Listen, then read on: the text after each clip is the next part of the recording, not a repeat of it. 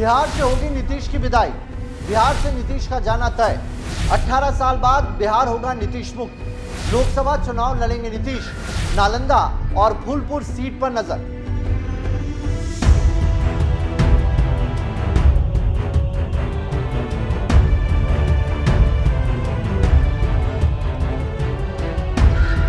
नमस्कार, NMF news देख रहे हैं आप। आपके साथ मैं हूं नवेद। बिहार की राजनीति में रोटी पलटे जाने की खबरें आ रही हैं। पिछले 18 साल से बिहार में सीएम की कुर्सी पर काबिज नीतीश कुमार की फाइनली बिहार की राजनीति से छुट्टी होने जा रही है। ये खबरें तो लंबे वक्त से आ रही थी कि नीतीश कुमार 2025 में बिहार के सीएम की कुर्सी तेजस्वी को सौंप देंगे, लेकिन अब तो इस पर मुहर लगती दिखाई दे रही है। बिहार के राजनीतिक गलियारों में खबरें बड़ी जोरों पर है कि पूरे विपक्ष को एकजुट करने में जुटे नीतीश कुमार की बेचैनी इसलिए भी है क्योंकि उनकी बिहार से विदाई हो रही है और नीतीश कुमार 2024 में लोकसभा चुनाव लड़ने जा रहे हैं। हालांकि नीतीश अभी भी इस बात से हर मंच पर इनकार ही करते दिखाई दे रहे हैं, लेकिन सूत्र बता रहे हैं कि ये नीतीश की पुरानी आदत है। वो बोलते कुछ और हैं और करते कुछ और हैं। दरअसल कर्नाटक चुनाव में बीजेपी की हार के बाद विपक्षी एकता मिशन में जुटे बिहार के सीएम नीतीश कुमार को एक बार फिर से अच्छा रिस्पांस मिल रहा है, जिसके बाद सियासी हलके में यह सवाल जोरों पर है कि क्या नीतीश 2024 का लोकसभा चुनाव लड़ेंगे और अगर लड़ेंगे तो वो कौन सी सीट हो सकती है। नालंदा और फूलपुर सीट पर चल रहा है विचार।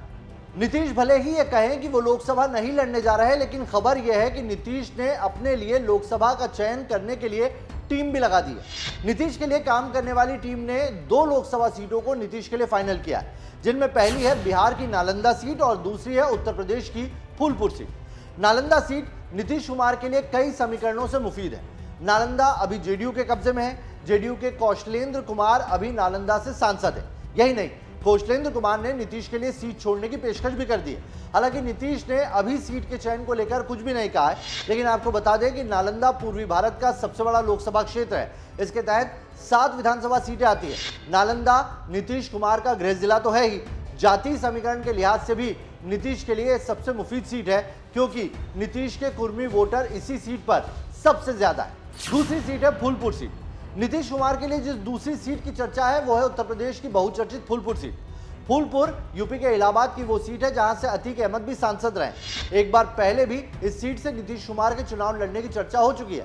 जब जेडीयू ने एनडीए छोड़ महागठबंधन का साथ लिया था, तब जेडीयू के राष्ट्रीय अध्यक्ष लल्लन सिंह ने कहा था कि फूलपुर के लोग भी चाहेंगे कि नीतीश वहां से चुनाव लड़े।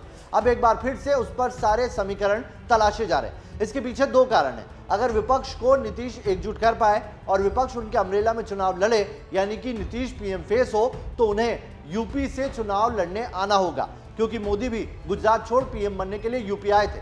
फूलपुर का सामाजिक समीकरण नीतीश कुमार के अनुकूल माना जाता है। फूलपुर सीट से कभी देश के प्रधानमंत्री रहे जवाहरलाल नेहरू भी जीतते रहे हैं।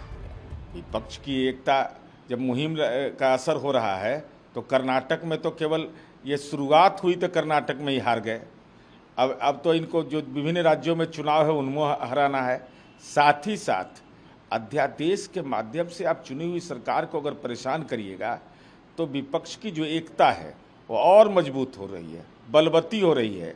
और निश्चित रूप से उसके जो राजनीतिक निहितार्थ माननीय अरविंद केजरीवाल जी निकाले वो अलग विषय है, लेकिन मुद्दा महत्वपूर्ण। लोकसभा चुनाव जरूरी या मजबूरी?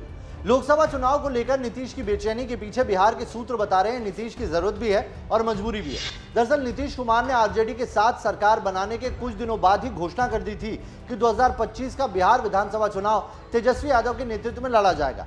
यानी नीतीश उस कंडीशन में सीएम नहीं बनेंगे। और नीतीश को जानने वाले कहते हैं सत्ता से दूरी नीतीश बर्दाश्त नहीं कर पाएंगे। ऐसे में नीतीश के पास ज्यादा ऑप्शन है नहीं। जो ऑप्शन बचे हैं उन पर भी एक नजर डाल लेते हैं। पहला ऑप्शन, केंद्रीय राजनीति में जाएं और इसके लिए लोकसभा लड़ें या फिर राज्यसभा का रास्ता पकड़ें। दूसरा ऑप्शन, 2024 लोकसभा चुनावों के नतीजे तक रुके, इंतजार करें और फिर राज्य राजनीति पर अपना फैसला लें। तीसरा ऑप्शन, राजनीति से संन्यास ले लें और मार्गदर्शक की भूमिका निभाएं। लेकिन यह भी सच है, राजनीति में कुछ भी अंतिम सच नहीं होता और नीतीश के पलटी मारने का इतिहास भी बताता है कि नीतीश कब किस करवट जाए कोई नहीं कह सकता। और इस दीवा स्वप्न में नीतीश जी को निश्चित तौर पर आरजेडी धकियाकर आश्रम भेज देगी। देखिए, आरजेडी का स्पष्ट तौर पर नीतीश कुमार जी के ऊपर प्रेशर है। डील के अकॉर्डिंग इनको सत्ता हस्तांतरण करना होगा, तेजस्वी यादव के लिए गद्दी छोड़नी होगी। ये डिले कर रहे हैं, नीतीश कुमार जी कंफ्यूज्ड है, डरे हुए हैं और बहदवास है और बहदवासी में देशाटन पर निकले। आरजेडी जेडीयू में सत्ता हस्तांतरण की लड़ाई।